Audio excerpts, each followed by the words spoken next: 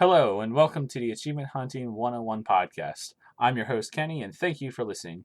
We've got an awesome show for you tonight, but before we get started, I want to introduce my co-hosts. First, I have with me a man who can't follow directions unless they end in the creation of a tasty sandwich. L, aka Big L. How you doing? Did somebody say sandwich? Because I'm doing pretty good now. Next is a man who had to choose between his butler and his 360 collection. So he chose to ruin Christmas for a working man's family. Ryan, aka Mighty Mango. How's it going? I'm doing all right. I'd like a sandwich, though, too.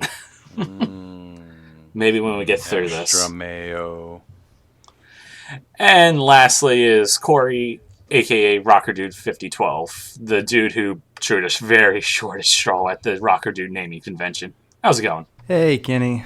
I'll take a hot dog, not a sandwich. Oh, boy. Don't think we start the show that way. Oh, dear.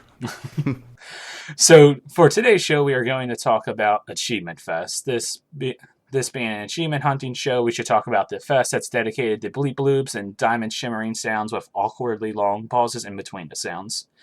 After that, we have a Gamepass showcase.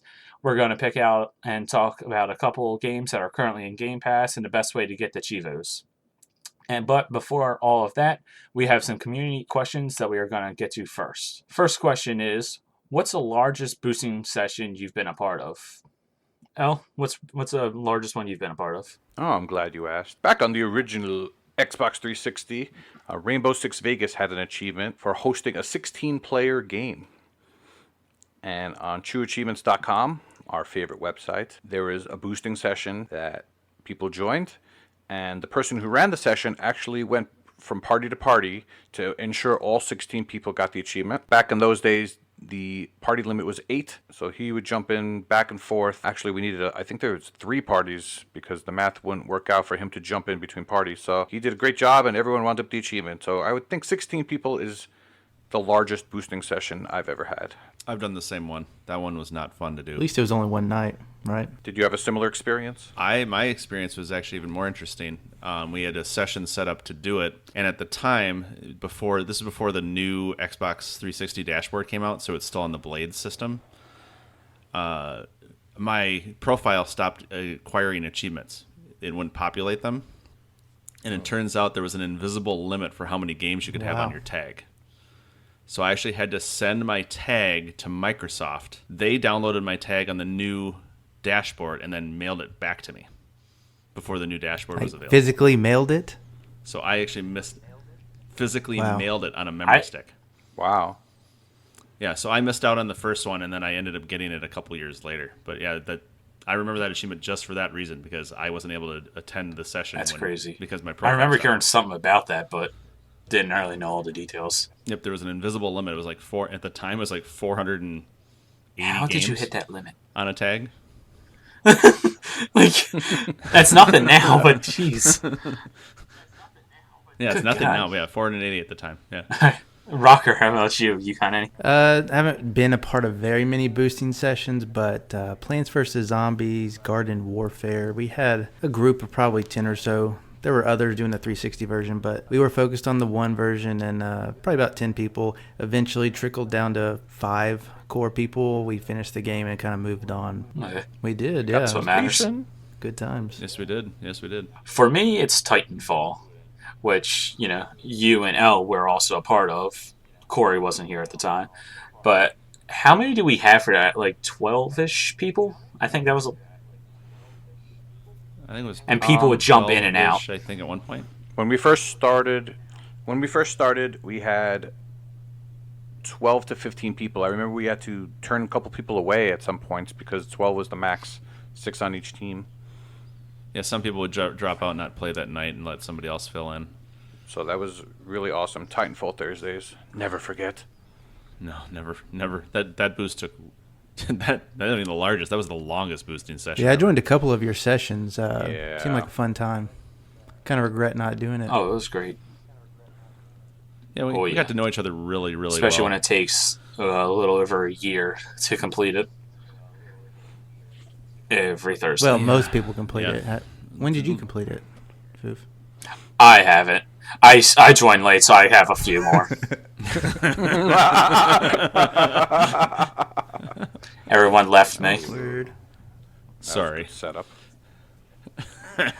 But, well, just before we go to that, we are trying to start a Titanfall 360. It's going to be headed up by Michelle. Keep posted for that on when she wants to start that. Definitely. She's going to definitely do that. Yep. And our second question for tonight is, what unusual workarounds have you done to get an achievement? Corey, why don't you start off with this one? So I haven't done too many crazy physical workarounds besides rubber banding my controller for a Rocket League achievement, which turned out to be kind of dumb because we played a lot of Rocket League through tournaments and just general having fun.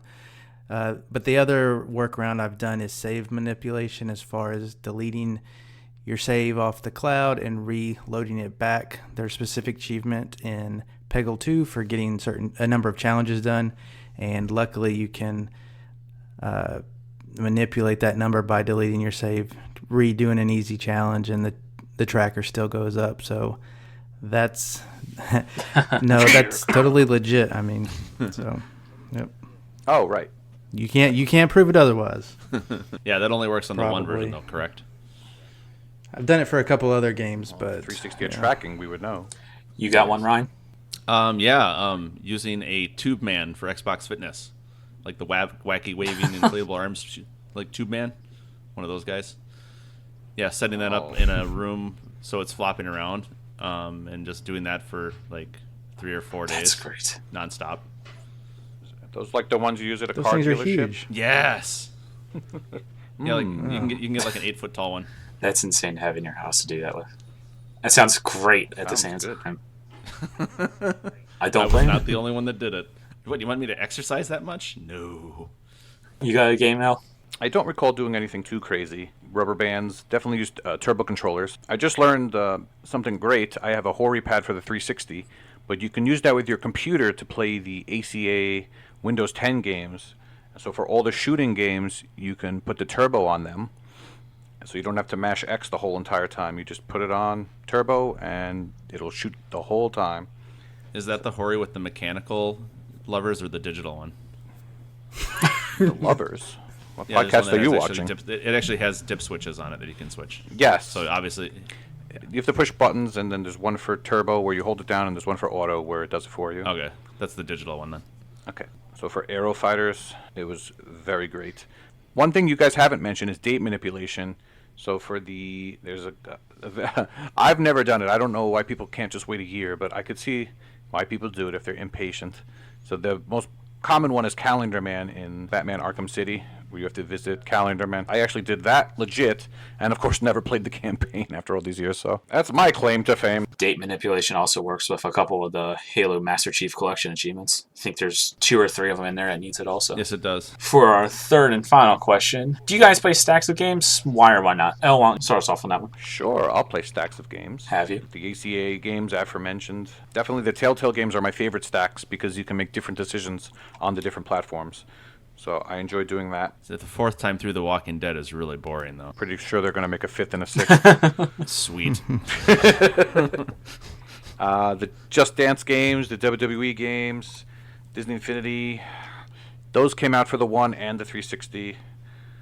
I haven't done too many things, but those are the main things that I've done. You do stacks, Ryan? Well, Oh, yeah. Yeah, I would be one that I love stacks, which is amazing because I don't like going back and having to replay stuff in a certain game, but yet I'll play 5 versions of Batman. I'll do all the versions of Pac-Man DX, Turning Point to getting the 2,500 kills twice. I really fell in love with that Batman Arkham Asylum game, though. I think the first time through took me about 28 hours, and my wow. last playthrough was about 10 on the final versions. Yeah, I like stacks. Bring more stacks. I like that. Have you done the Korean, Denmarkian, German Bioshock collection? I have them, but I have not finished them. I was actually working on the Korean version of Bioshock the other day, but ended up getting distracted. Did you learn a new language? I learned that there's lots of bubbles. Korean's bubbly. you do stacks, Corey? I will do stack. Currently working on Goosebumps. I just happened to be borrowing a 360 at the time that the 360 version went on sale for like $3. So I went ahead and bought it, completed it, did the same thing for the one version. I just haven't completed it because it does require 2 playthroughs, I believe, if I remember correctly. So I don't usually like going back to play through games, so it takes me a while to get to them. And then somebody already mentioned The Walking Dead. I have those on Win 10 I have to do as well. But yeah, stacks are okay. Do you guys think that remastered games count as a stack? For example, like I did Castle Crashers on the 360, and then it came out on the One a little while later. No, I don't consider remasters stacks. And sometimes they don't even have the same list. Sometimes it's the exact same thing, like Limbo. And what if it did have the same list? Yes. Is that really a remaster though? That is absolutely not. But it came out a couple years later, not at the same time. So. Now, what if the remaster had the same list? Still no, or would you consider it stack? If it's actually been remastered, no. So if it just comes out on the One, but they don't do anything to it, then Yeah, like a typical Capcom release. Yeah. Well, for our main topic, like I alluded to, is we're going to be talking about Achievement Fest. Ryan here has been going to that a couple of years now, and why don't you tell us about what it is and whatnot? Achievement Fest is a gaming convention, I'll call it, which is not really a convention. I'll say a gaming get-together. It takes place in Terre Haute, Indiana, which looks like Haute, but it's actually pronounced Haute. It's about a 9-hour drive for me. Some people live a lot closer. Some people fly in, whatnot. About 30 to 40 people show up, and we sit and basically play games for a good 3 to 4 days nonstop, going for achievements. This will be my 3rd year going, and I believe this is year 7. I only made it to my first year was the 5th year. I got to have a special seat in the cool kid room, I guess I'll call it. But I love going. I get to Terre Haute on Thursday at about 4 o'clock in the afternoon, local time in Indiana, and I will leave at probably 8 a.m. Monday morning, and probably have gotten maybe a total of 10 to 12 hours of sleep the whole entire weekend. Maybe. It's a lot of fun. Bringing the kids this year. It's family friendly. It takes place at a gaming center called eBash, which actually that's going to be their only gaming center. They had a couple other centers, but they didn't do as well as the one in Terre Haute. Terre Haute actually, the gaming center is actually very involved with the community, so they have a lot of kid lock-ins and stuff like that. It's known as kind of a safe place for kids to go, which is kind of neat. But they're converting their business to more of a helping other companies start up land centers and do designs and stuff like that, which is kind of neat. But we still get to go there, basically have free reign of the gaming center, and have a blast. And I highly, highly recommend anybody going. I think last year when I went, I want to say I got about 12,000 gamer score, and I was only there 3 days. This year I'm there for another day, and my goal is I'm hoping I can get about 20,000 in the weekend, which is a lot for me. Ton for anyone. 20,000 in 3 days. A few years, it's not bad. Oh, then you could play on your Windows phone or something like that. But have you guys ever obviously we've talked about it before, but have you guys ever considered even remotely going to something like that? Let's say if you did something local in your area, if they had their own Achievement Fest, it would be something you'd be even remotely interested in. If it was a little bit more local, I think I would. Going all into Indianapolis right now is a bit much for me, but if it was local, it'd be kind of cool to go and hang out with a bunch of people, play games and whatnot. Yeah, I think we have 2 people coming from Canada, 3 people coming from Florida, 2 people from California, a few from Alabama. I mean, I come from... there's a girl that comes from Nevada. I know that. Yes, there are girls there. It's not just a guys' party. There's actually girls there. Yes. I mean, I come from the Midwest. I'm the only one that comes from... No, there's 2 of us that come from the Midwest. So how many people show up? Yeah, if there was some... last year there was 35, I think. How many of those? How many of those are it like was a good sized group. Repeat gamers that you see every year?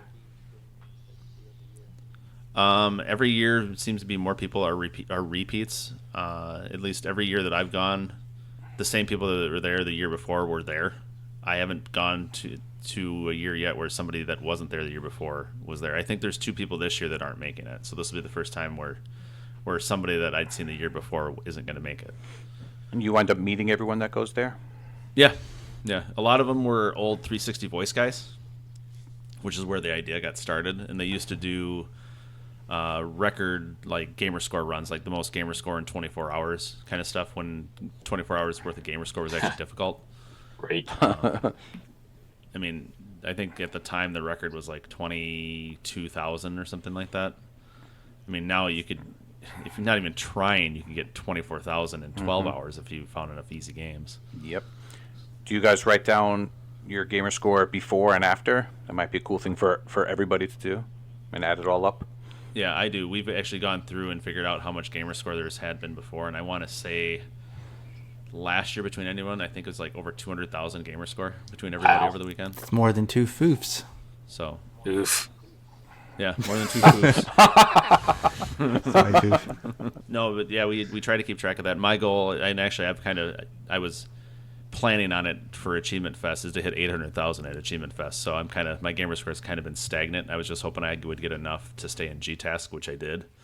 So yeah, my plan is to hit 800,000 on Friday night. And I think Giant Hunger is going to hit 500,000 the same time. And I don't think Redemption's got any achievement like goals at this time, but I think those are the 2 milestones that we're going to cross. Pretty cool. What's your most anticipated game that you're going to play? I don't even know which one I'm really looking forward to playing, because there's so many. I mean, there's a list of at least 15 to 18 games I want to get.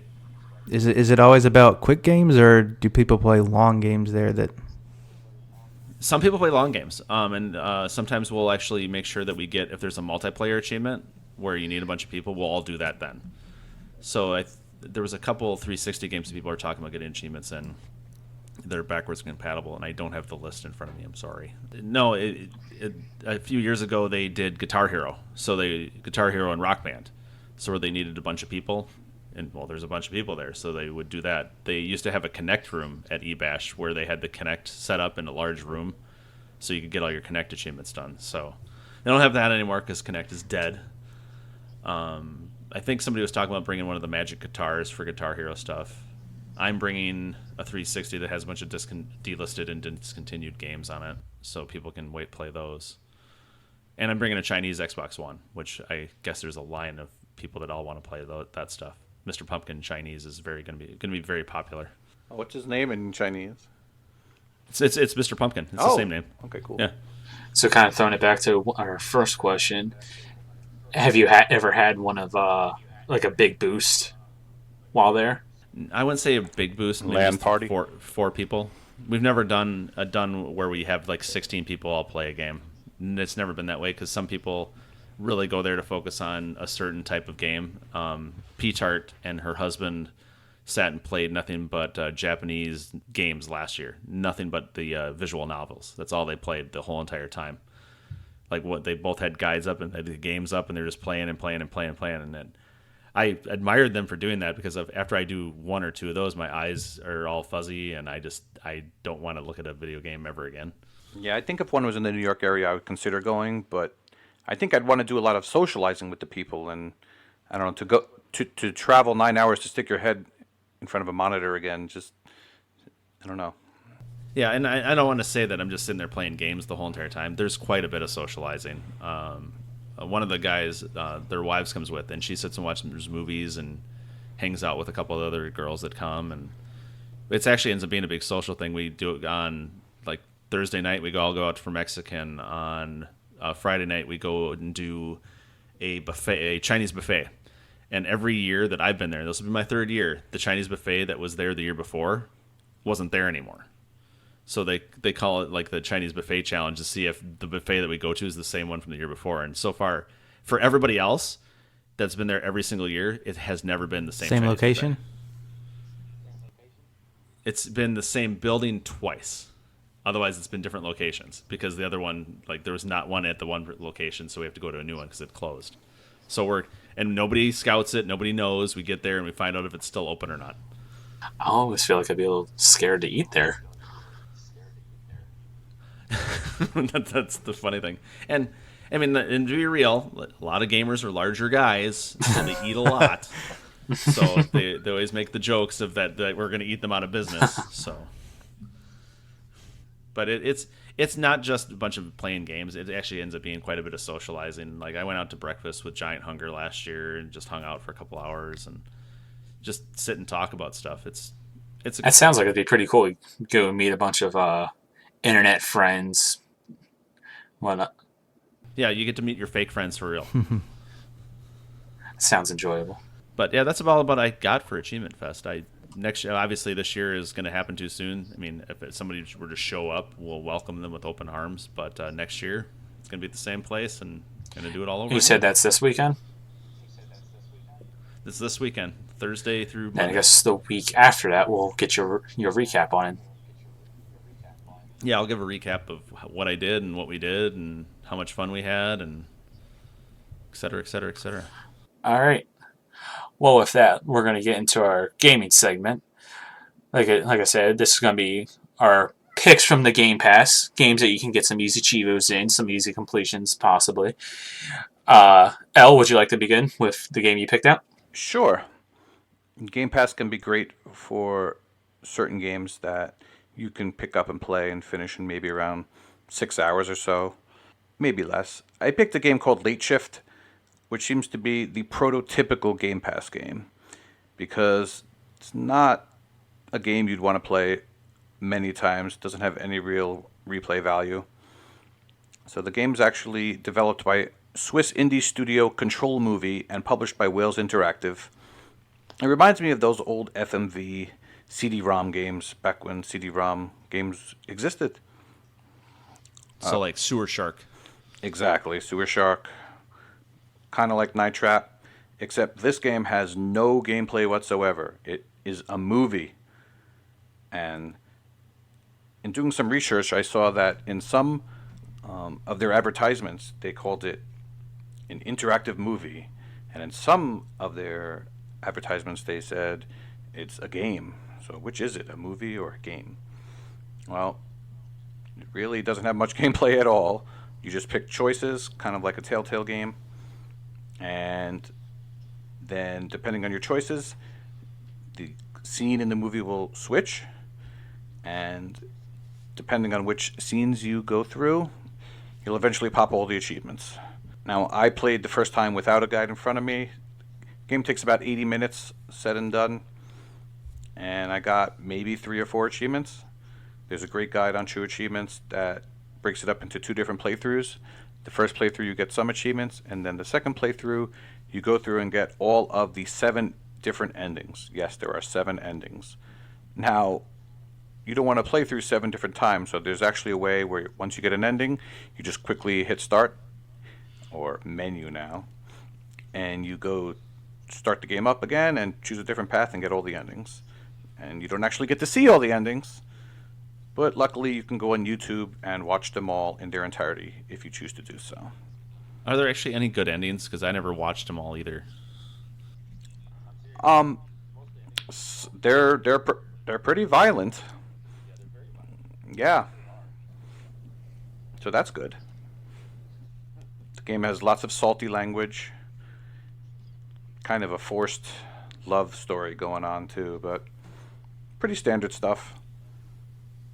Yeah, a little bit of forced love story, and it's proper English too, so it's British. Yes, it's British with several Asian characters. And one thing that bothered me is one character was Mr. Wu, but in the subtitles it's spelled W-O-E. It's spelled Woe. It really bugged me. It's spelled incorrectly in the subtitles. You are correct. Really bugged me. But I would definitely make this one of your first games you play if you got a 1-month Game Pass subscription. Yeah, and it's definitely doable, and like you said, in a couple hours.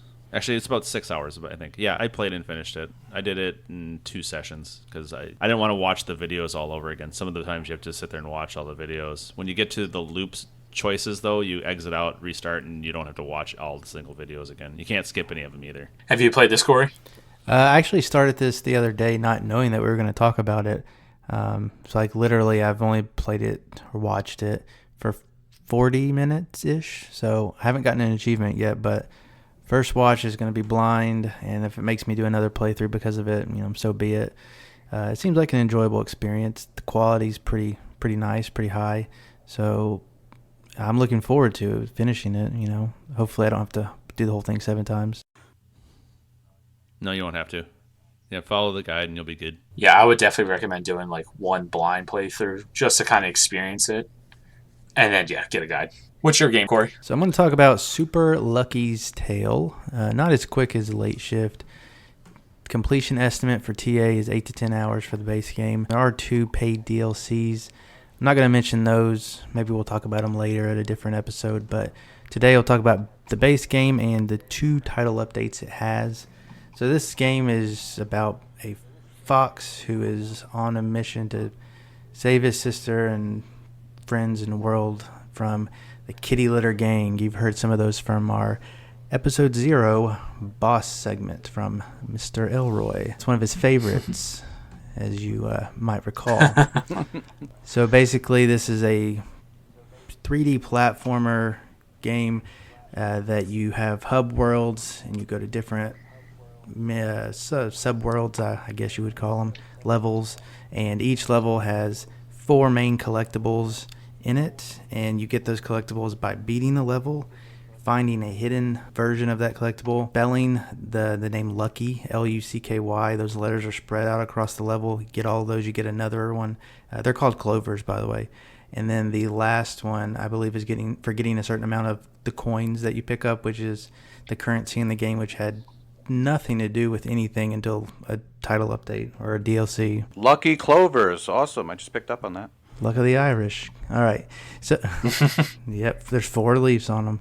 So then there's 4 per level, and you have to get enough to advance to the next hub world, and then get enough to advance to the last one and open up later stages. You don't have to get every clover, but if you do, that's an achievement. So anyways, you're going to get the majority of your achievements for collecting these clovers in these different chapters and levels. The rest of the achievements come from just miscellaneous tasks that you're going to do playing the game anyway, like talking to other characters or completing a little sliding puzzle.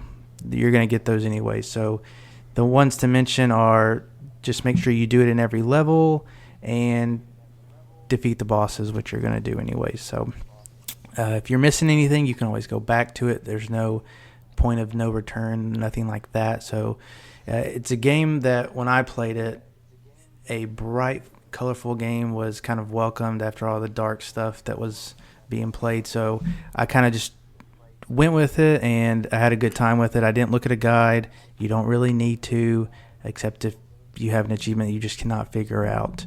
I actually completed the base game just a couple hours ago in preparation to talk about the game, and the only achievement I had left was to bury a certain amount of meters under the ground, which is a characteristic of this fox-like character.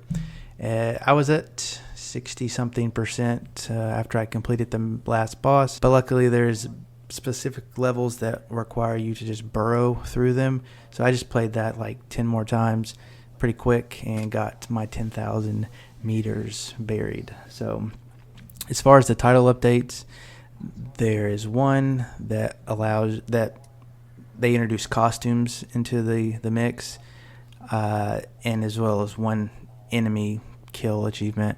The costumes ones I don't have, and I have it under good authority via the solutions that you do not want to buy those until you fulfill the requirements for the other title update, which is the coins and credits update. So there's an achievement for watching the credits and for collecting a certain amount of coins. Everything was great about this game for achievement hunters except for this update, and that is because there's 3 achievements for collecting 15,000, 30,000, and 99,999 coins. The only reason it's bad is because once I finished the game, got every clover, did everything in the base game, I was only at 14,000 coins. So I have to, you have to play that like 5 more times. And I don't know if the DLCs help you get them any faster. The unlocked ratio on TA would say no. I'm kind of watching the developers to see if they introduce anything that helps players get that quicker, and kind of I'll jump on it then. But for right now, it's gonna stay locked because I'm not gonna grind that out. It's not worth it to me. So the developers have released the last 2 DLCs, and I think they were pretty much by surprise. So anything can happen with this game as far as content down the line. Overall, it was an enjoyable game. I recommend it. I'm looking at the achievement list now, and the unlock or collect 99,000 coins. The achievement is called "I'm a completionist." Yep. So it almost sounds like they're just giving a finger to us because they know we're going to sit there and play their stupid game all those times to get it. Yeah, and it's a 6. Or are we? Dun dun dun. Definitely not for that. So I just wanted to quickly say that Super Lucky's Tale was one of the first 1X enhanced games, and it just looks absolutely stunning. Yeah, the colors are Yeah, it looks pretty fantastic in it. actually, was the launch title maybe? I believe so, yes. It came out for around $30, quickly went on sale to around $20, but Yep, I snagged it on Black Friday sale for $15, I think, and yep, I don't regret it. But now that it's on Game Pass, there's no reason you probably shouldn't play it unless you really don't want to grind for the completion for that one achievement. Ryan, what game have you brought us? Well, you guys all went into these huge dissertations about your games. I don't have a big dissertation on this one. The game I played, well, I played all these games. I really like Late Shift because I thought it was just vulgar and violent, even though it's not really a game. But the game I picked up was Hue, which actually surprised me. It's a side-scrolling platformer where the premise is that some wizard or somebody took away all the color in the world, and your goal is to bring color back. So you basically jump through puzzles, and the puzzles are very simplistic, and find the colors. That's pretty much it. I think it's a pretty game. The colors are bright. I think it plays well. The controls are nice and tight. But yeah, it does have collectibles, which you can go back and get after the fact. You kind of have to do a second playthrough for all the collectibles. Not even. the beakers. It's kind of like a Metro. It's kind of like a Metrovania in a little bit of a form because you have to gain color powers in order to access different areas. But it's a 6 to 8 hour game. I've got about 3 hours into it, and I've got almost all the achievements done in it. But I don't have the collectibles on it because I'm just playing through. I haven't used a guide. I just wanted to enjoy the game, which I have. I just haven't gone back to it. But like I said, you guys all went into dissertations, but I think Hue is just a simple platformer game that I think you should check out. Yeah, he was good. I completed it. Unfortunately, I had one glitched achievement, and I had to go back and play like half the game again. But it was enjoyable otherwise. I enjoyed Hue as well. One kind of a tip I could say is whether or not you are colorblind, you could put on colorblind mode, and all the colors will have shapes attached to them. If you're playing through quickly and you're switching, sometimes the pink and the purple could look a little similar, and going by the shapes helped me out a little bit. So that's I didn't know you're colorblind. I'm not, but He cheated. but He cheated. It's still helpful. It's still helpful. He used a workaround. I was about to say that. Yes, he did. Yes, I also used turbo and rubber banded. Yes, I did all those. Well, I say that about wraps us up with that. Coming up after this, we have a sequential segment brought to you by Elroy and Michelle. And then after that will be Waka Peel's Quickie of the Week. I'd like to thank everyone again for listening. If you enjoyed the show, please share it around to your friends and family. Help get more listeners, grow the podcast. Please give us a rating and review, and please don't forget to smash that subscribe button to stay up to date with the show. If you'd like to contact us, then be sure to follow us on Twitter at Achievements101, or join our Discord, discord.me/TAH101. We have a ton of discussion going on over in the Discord. Always someone's on there talking about gaming or achievements or whatever the heck tends to pop up. El, where can people find you? Usually taking a nap. Discord, I'm there all the time. Big L, just say hello. Discord is king right now, I think. Ryan? You can find me anywhere pretty much under Mighty Mango. Just don't look for the fruit drink. Twitter, Xbox Live, Discord, it's all under Mighty Mango. And Corey? Yeah, find me everywhere. Rocker Dude, RAWKERDUDE 5012. All right, and I've been your host, Fufu Cuddly Poof. You can find me anywhere. Just search that Pokemon name. And thank you, everyone, for listening. Good night. 5, 4, 3, 2, 1, 0.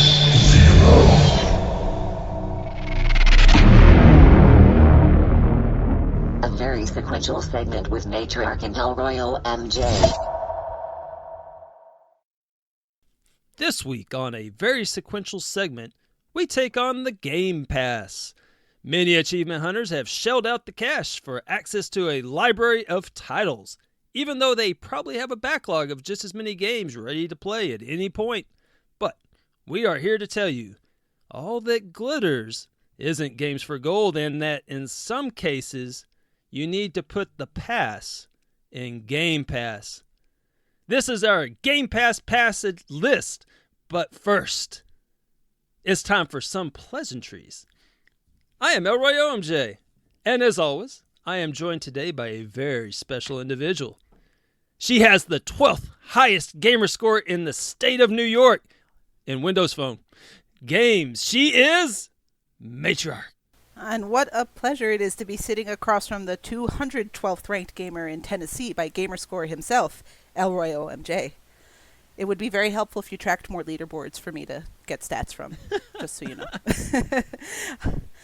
We had some feedback this week from our previous segments, so we just want to touch on that super quick. We heard from Koosh Moose, who said, had this to say about our Boss Edition episode, and I quote, "Just finished listening to Ep Zero's Elroy and M section. That was fun, but Elroy spoiling the end of Brothers was a big boo from me." Now, I think history may show that episode 0 probably should be subtitled "The People from New York are recording with their mics possibly on mute edition." And as such, my very, very clear spoiler warning was rendered pretty much inaudible. So as a result, this one time I will forgive the fact that my very, very clear spoiler warning was not heard by Kushmus. I mean, after all, who's going to expect that a list about boss battles would contain spoilers? That's fair. So, well, Koosh, I am sorry that you gave me the big boo. But, speaking of big boos, after you work all the way through that freaking castle, timing your jumps, killing enemies, avoiding fire traps, not falling in the lava stuff, you know what? Spoiler alert. The princess is in another castle. Seriously, she ain't there. She's in another castle. That princess. Yep. That's how it goes, and that's how it's always gone. Spoilers.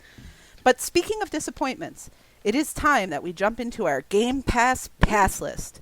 And I'm going to go ahead and start it off with our honorable mention, which is just a broad topic because I wanted to cheat. Game Pass games with DLC, or downloadable content for the uninitiative. Specifically that additional content that adds gamer score. Because if it just adds horse armor, we're cool with that.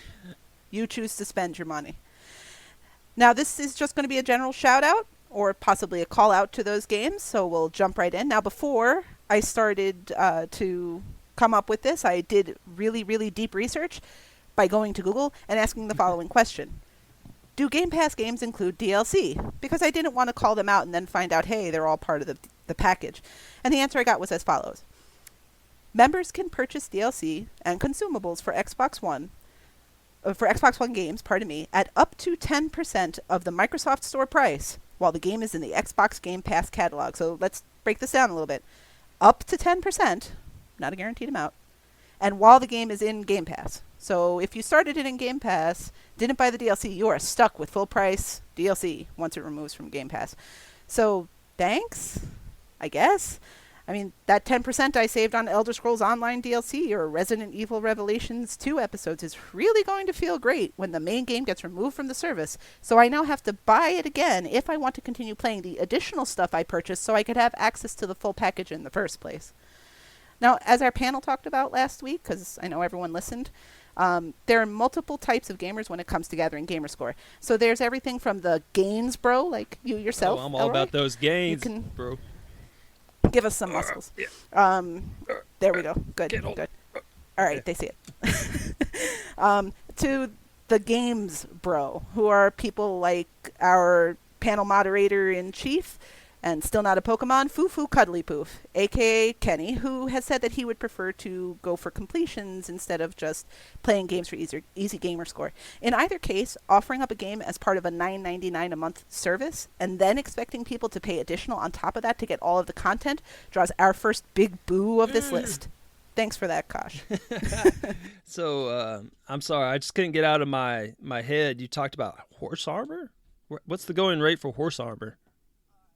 Oh, I have. That you're putting me on the spot, man. I don't know what the going rate is, but I will use this to seg to one quick point about that. Remember, that discount only applies to Xbox One games. So if Elder Scrolls was on Game Pass, not the online version, and you wanted Horse Armor, you have to pay full price because there's no discount for 360 DLC. Wow. Yeah, and if you look at Game Pass, a large number of the games on Game Pass include DLC. So it's not that these are outlier games. There's one or two of them. And it's not just the big games that we all know, like the Resident Evils of the world. It's games that you probably haven't heard of and as such would not be as willing to buy DLC for. Games like The Hunter, Call of the Wild, or Dovetail Games Euro Fishing. And it's all a sunk cost. At best, you're going to get 10% of a discount on this DLC. So just including the games on Game Pass with DLC, I do not want any of those games touching my tag. Well, they just need to quit horsing around. Oh. And offer that. What's But that? yes, so Dovetail Games Euro Fishing. I believe I heard you say that. It's at number 5. Well, I'm sorry, I got excited. No, it's at number 5, but tell us why. All right, so I tried entering into this with an open mind. I really did.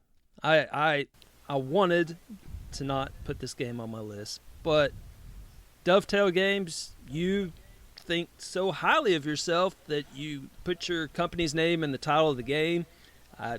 Dovetail Games, Euro Fishing. So, Dovetail Games, convince me to play this game. How can you convince me to spend 60 to 80 hours fishing? Now, I've been fishing. Have you ever been fishing, Em? I haven't, actually. I'm too urban for that. Well, let me tell you. Usually how the process works, get out there early so it's cool. When I used to go, I used to catch a couple crappie. I catch a few perch. You get the occasional catfish. But typically you would always catch a ton of bug bites. And you would catch a foul smell because when you're handling fish, you don't really have a good place to wipe your hands off on. So that smell, it kind of goes everywhere. And then one time, this little FYI, if you catch some fish, don't put them in the trunk of your car. That's a little tip there for you. Now, thanks. Anyhow, but I would always catch a lot of boredom.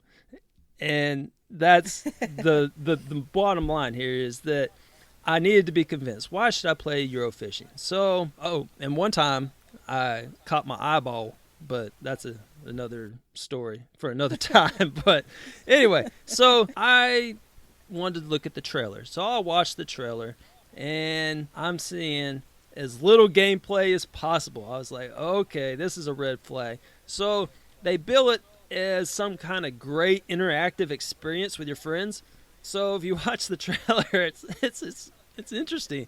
They got 4 people with different personalities. They're like the bandit, and the bandit's the token female, trying to lure you in, and the wise guy, the pro, and the joker. And then they're all signed in, and they're all sitting like uncomfortably close to the front of the TV, and they're acting like they're playing the game. This is how they decide to try to sell you on this game. And so the wise guy, he looks like a meth head, like somebody that would drive a truckload of meth up I-35, and he's got the sweats, and he's like hanging on to every second, trying to, watching people pull electronic fish from the water. And then there's this clock in the corner that's counting down to 0.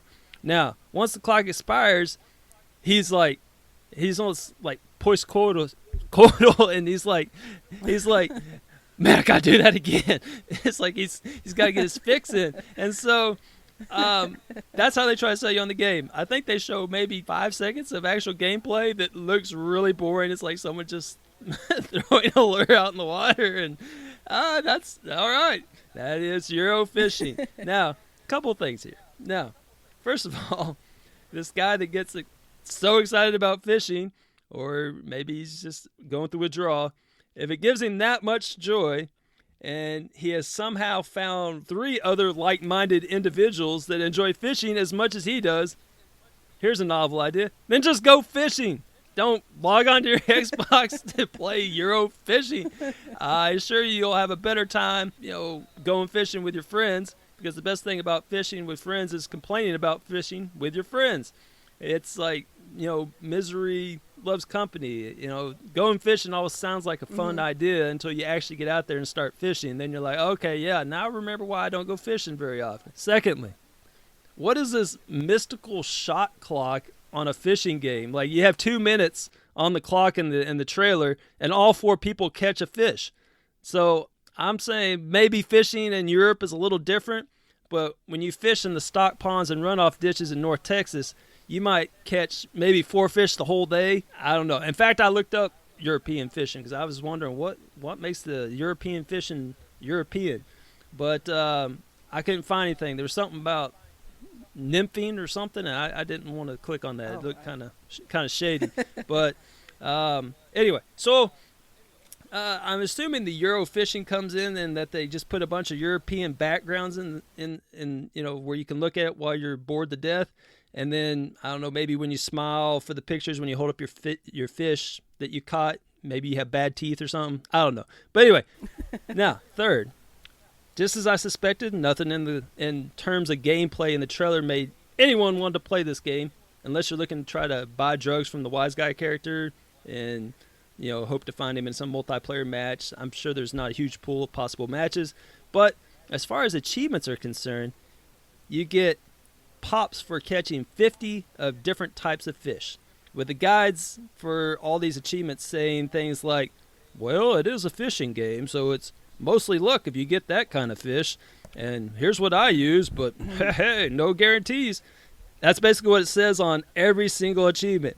So luck-based achievements account for 750 to 800 points of the 1,000 points available.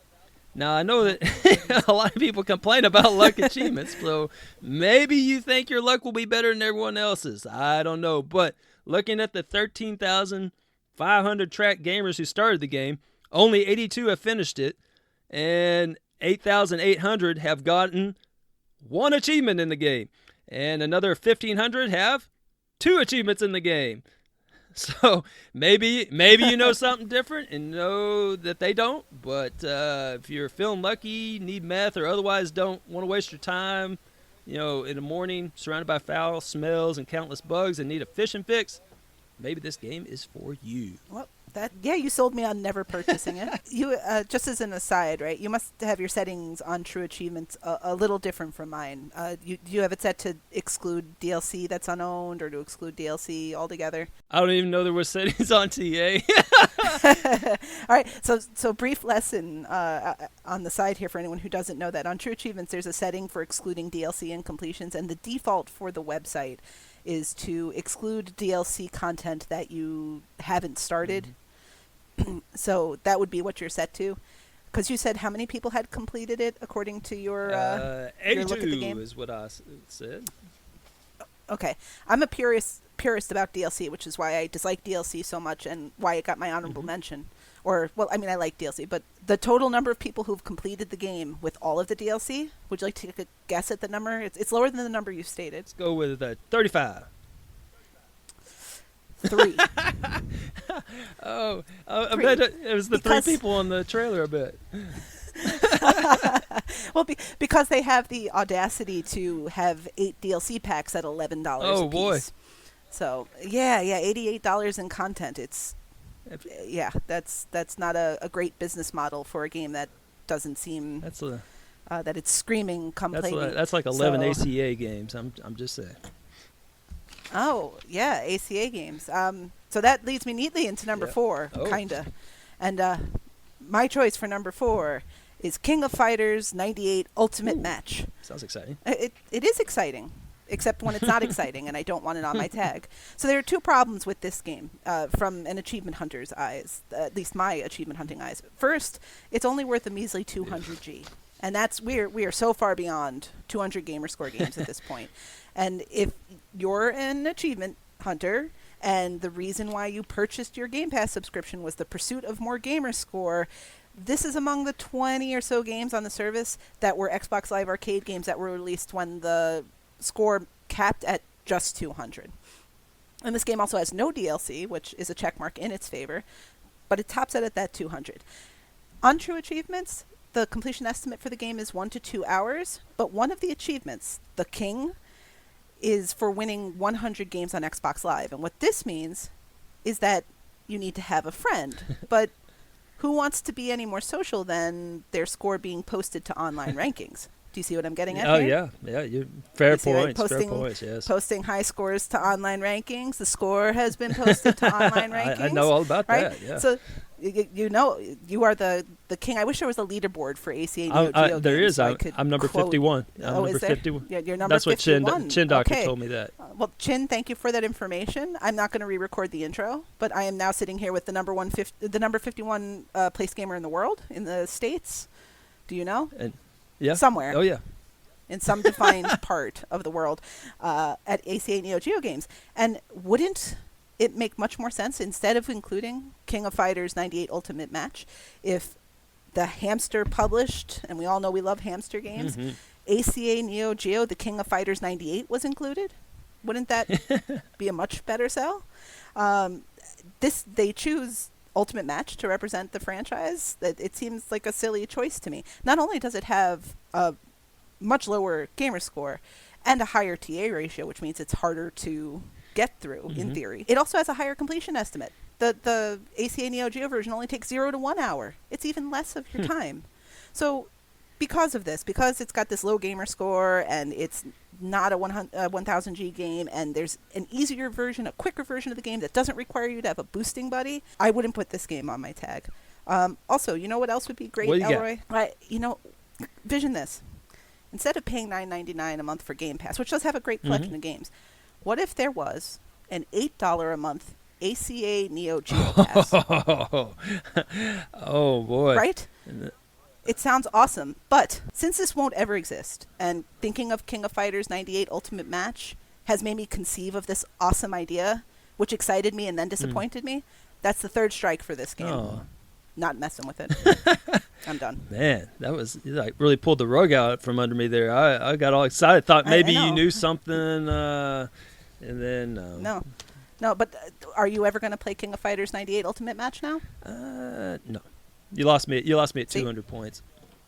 Oh, well, so I didn't need to go through all that. Well, all right. So there we have Robocraft Infantry. No. Infinity.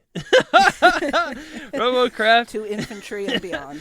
I thought there's a bunch of, Robocraft Infantry going on. No, Robocraft Infinity. Oh, no. All right. It goes on yeah, forever. If this game was any better, I'd memorize its name. Now, now, here's your story. Everyone probably remembers the fun that we had in the good old days when we played Banjo and Kazooie. You know, did you ever play Banjo and Kazooie? Mm-hmm. I very little, not that much. I played a little bit of the games in Game Pass, or not Game Pass. Listen to me, in Rare Replay, and a little bit of Nuts and Bolts, but I didn't get too far in any of them. Well, I kind of grew up playing Banjo Kazooie and then Banjo Tooie on the old N64, and the joy of a 3D action adventure platforming experience with a non-threatening bear and his, cast of characters. It was a lot of fun. We enjoyed those days. Then came Banjo effing Nuts and Bolts. What happened? Now, inexplicably, they took a concept that worked. Everyone loved Banjo-Kazooie, Banjo-Tooie, and then they added in a mechanic that nobody wanted. Basically, they added vehicles. They had a new world, right? And you wanted to go explore it with Banjo and Kazooie. You have this familiar bear in a new world, but Rare made it where you have to spend long hours in 3D hell in the form of a garage where you tediously build vehicles that are, you have to use those in the game.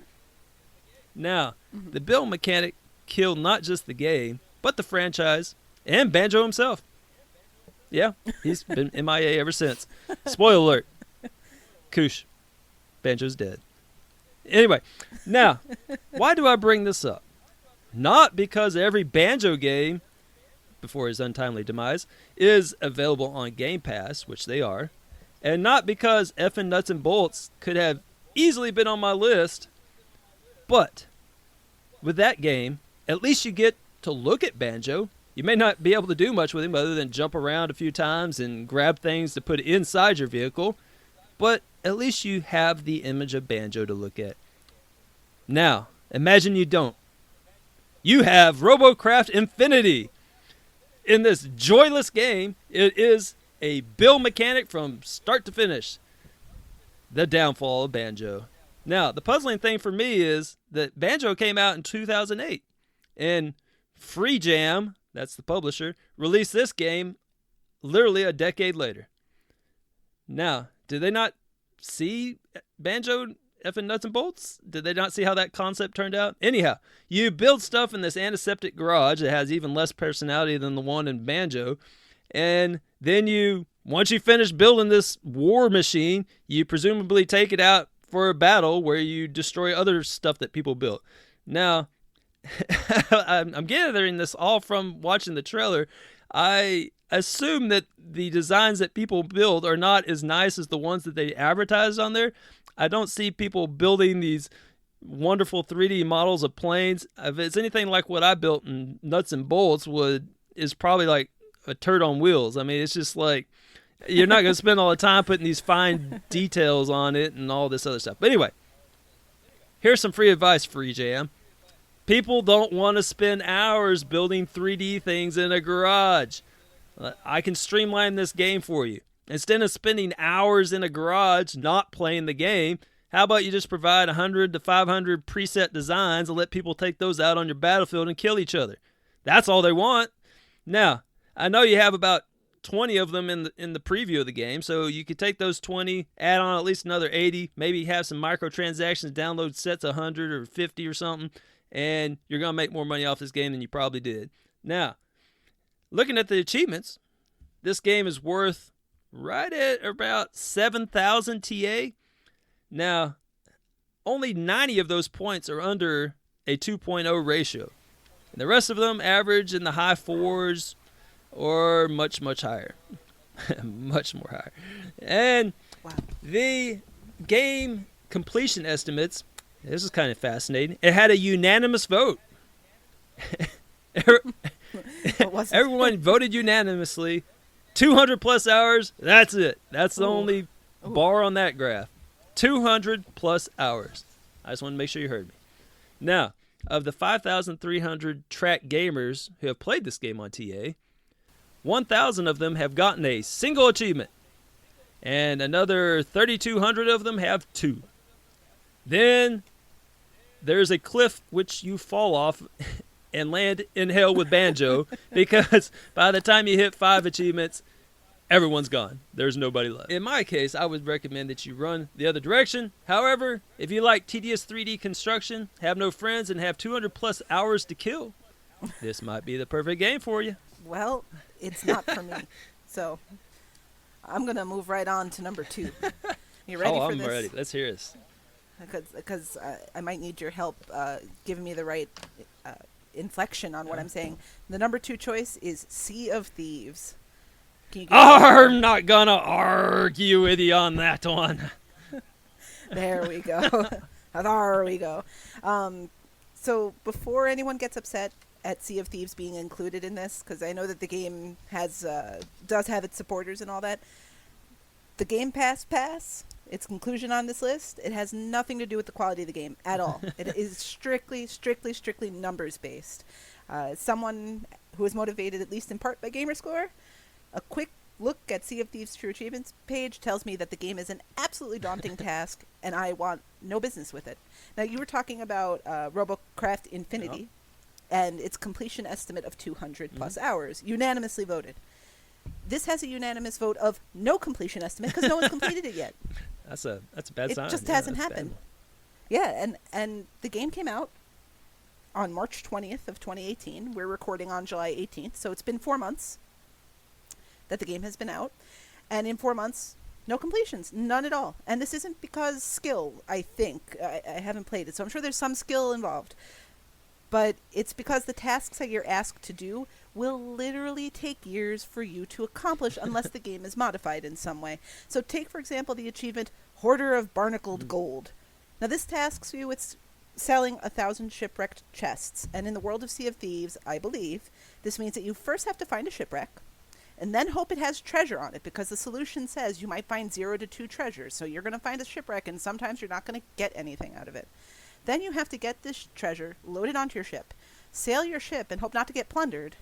And then you have to find a place to go sell it, and sell it successfully for it to count. I think this is how this works. So in looking at the solution on TA for it, one of the comments very helpfully noted, quote, "Another achievement that ought to take years, maybe." There are 2 other achievements in the game, both for accomplishing a specific task 1,000 times, that have also not yet been unlocked by any of the nearly 77,000 gamers who have tracked this game so far on True Achievements. The game also has 2 achievements that currently sit at a... Wait for this number. I'm going to give you the ratio. Drumroll. At a 197 TA ratio. Wow. Because they've been unlocked by 3 gamers out of the 77,000. And it's not that they all popped that achievement yesterday. One popped it in late June, another in July. So I guess people are finally crossing the threshold. And these are achievements for doing something 500 times. That's half the times you have to do shipwreck. This 1,000 times for the shipwreck. And then there are 3 further achievements that have a ratio of around 100. And I believe there's one that's at a 143. Yar, that'd be badness. Shiver my timbers. Now, here's the other issue with Sea of Thieves. If you were to play Sea of Thieves exclusively, which you would need to do, apparently, to earn the achievements, the amount of time that you'd have to sink into the game would actually make Game Pass a poor investment for you. It's been 4 months. If you paid for Game Pass for 4 months at $9.99 a piece, you could have bought the disc by now.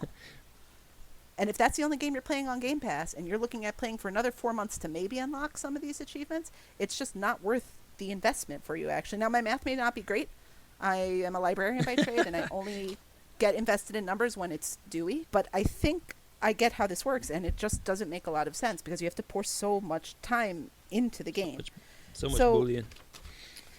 Right, exactly. So anyone at this point who's holding on to Game Pass subscription just for Sea of Thieves is effectively delivering their fool's gold into Microsoft coffers. Well done. Stuck the landing. Thank you. Well, number 1. So, I'm so excited. Number 1 on this list, we have Farming Simulator 2015. Now, who is... But why? Well, I'm sitting here trying to figure out, who is this genius that came up with games that simulate work? Now, farming is a difficult work. It's tedious. It's dirty. You live your whole life around it. You'll probably get an autoimmune disease. Now, I'm serious. Well, you almost caught one from the rats, and that was just from storing your skeevy at a farm. Indeed. It's like everything over there. It's bad news. I'm telling you. You get all these diseases I never even heard of, and just take my word on that. My family, we got some real problems over there. Now, there's nothing glamorous about it. Half my family farms. It sucks. So, in trots Focus Home Interactive with this farming simulator from 2015, and every 2 years after that. You got Farming Simulator 2015 on Game Pass. You have Farming Simulator 2017. I assume it'll be there soon.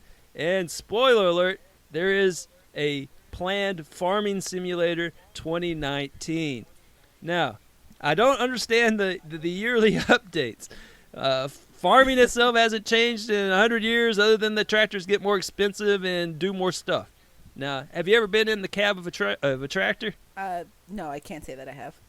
It's kind of cool because these things you wouldn't think. You just think like a tractor, like a glorified lawnmower. But no, these things have like satellite hookup. They got GPS. They got, air conditioning. You name it. It's in there. It's it's quite the sight.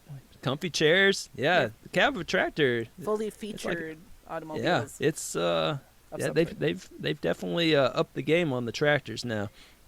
But the fact is, this is not even the only farming simulator out there. You have Pure Farming 2018 and Professional Farmer 2017, and I'm just I'm just in awe. I mean, what? I don't understand what's going on here. So if there's this many people interested in farming, I can hook you up with my Uncle Kenny or my Uncle Gary, and they'll put you to work. The only farming simulator out there that's halfway realistic, in my view, is the Professional Farmer 2017 pre-patch. So if you're a little late to the party, there was a little glitch in it where you could go into town and sell your tractor over and over and over again. Well, you can't sell your tractor because that kind of ends the whole game. So you just get all this money. So you get all this money, and then you go and you buy everything else in the game, and you're done in like 20 minutes plus a little tutorial. It's like a 1 hour completion. Now, they patched that. And unless you get like an overseas hard copy of the game, and don't install the update or whatever, you're out of luck. But much like farming, that game kind of sucks now too. But let's say you did get the glitch copy and that you can exploit this little money glitch. Now, I view that as like a real-life farmer winning the lottery. And you know what he does then? He gets the hell out of farming and hires someone to do it for him. So, but I digress. Anyway, so Farming Simulator 2015. This gym, worth about 1,700 TA. And you only have to invest an average of 60 to 80 hours farming. Now, it isn't that, farming is a bad career, but 60 to 80 hours is basically 1 week's work during peak season. Now, looking at the achievements, I was even more puzzled. So, the achievements, there's one for cutting down trees and selling all kinds of wood. And cutting down at least one of every type of tree, and all this other stuff like buying sheep and cows and all this other. It has nothing to do with farming. I don't know what the hell kind of farm research they did, the developers, but the next time my Uncle Kenny jumps out of the cab of his tractor and goes and clears a forest, that'll be the first time. They hire people to do that for them. You're not actually doing that. If you have cows and chickens and pigs and all that, that's not a farm. That's a ranch. You're owning a ranch. You're not Professional Rancher 2015 or Ranching Simulator 2015. It'd be like having a Plumbing Simulator 2015 where you get an achievement for buying 50 light bulbs or for successfully putting in 50 hardwood floors. That's plumbing. That's not your achievements had nothing to do with plumbing.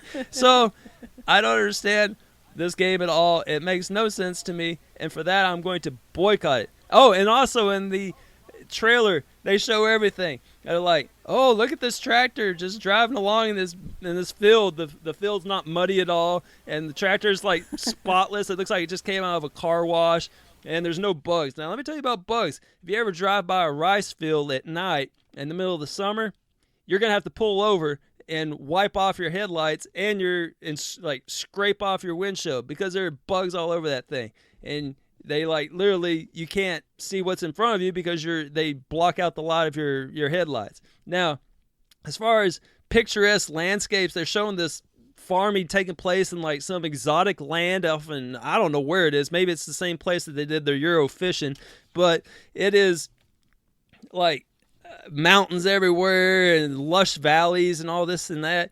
I hate to tell them, but if they're farming that land, they should be using tourism. They should have tourism in that country. They need to be focused more on that rather than farming. Farming, you need flat, ugly land because if you're going to grow anything, you're going to need, it just wouldn't work in that landscape. So, with that in mind, when you're looking at this picturesque landscape, and you see that rainbow off in the distance, just know that when you get to the end of it, it leads you to a pot of crap. Don't go there. All right. I learned the difference between a ranch and a farm today, so I'm super excited. There you go. All right.